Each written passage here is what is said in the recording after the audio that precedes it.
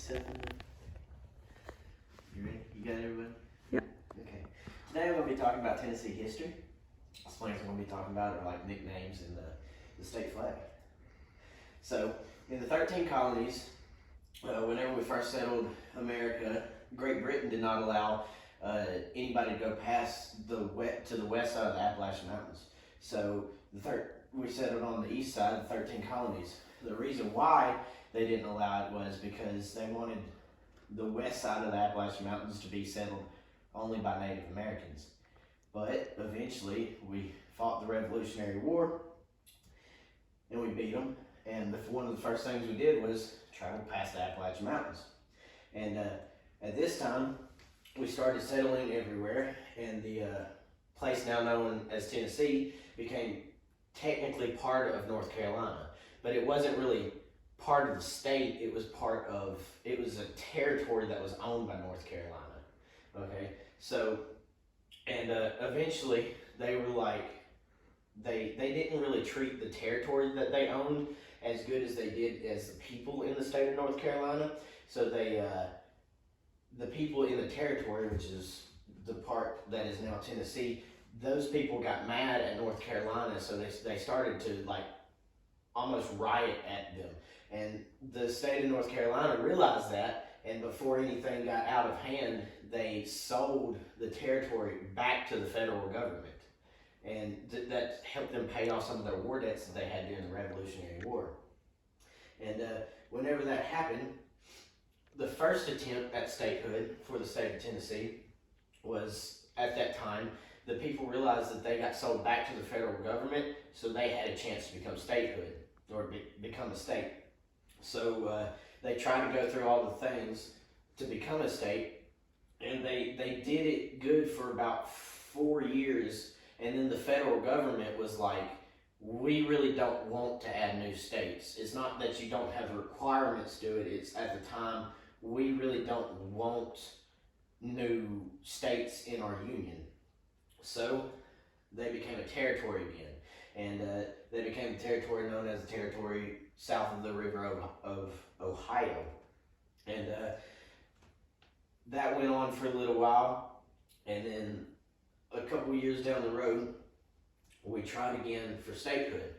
The people of Tennessee tried to get statehood again, and the first step to doing that is doing a census. And whenever you do a census, that sets up like to see if you can have a legislator. And they did the census, they could have a legislator, they had the requirements to do all that. That was the first step. We completed the first step, we moved on to the next step, which is making a state constitution.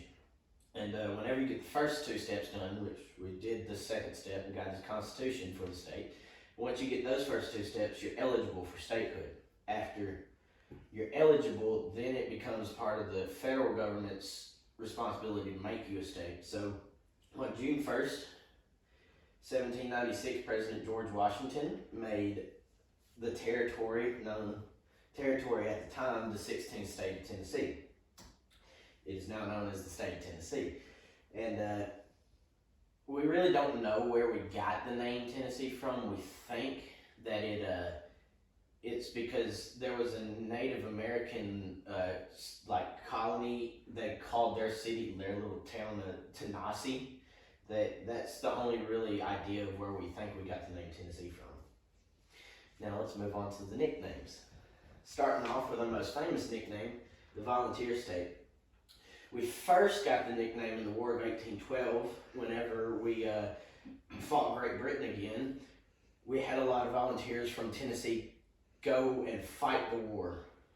But we are more known for volunteering for the war to get Texas its statehood or freedom from Mexico and the states around that. That's how we are really known for the volunteer state, because we had a lot of people go volunteer to fight that battle for their freedom from Mexico.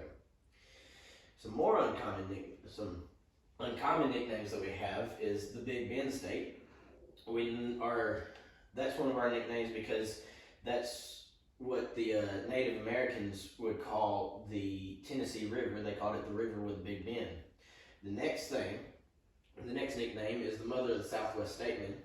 And that's because Tennessee had a big effect on the people and the culture of that area at the time. Another really out of date nickname that we have is the Hog and Hominy State. At the time, whenever we got the nickname, Tennessee was the lead producer of pork and corn. Lastly, I'm going to talk about the state flag. We're known for the Tri-Star as our state flag, but not really many people know what the Tri-Star means. The Tri-Star stands for the east, middle, and west parts of Tennessee. Thank you for your time.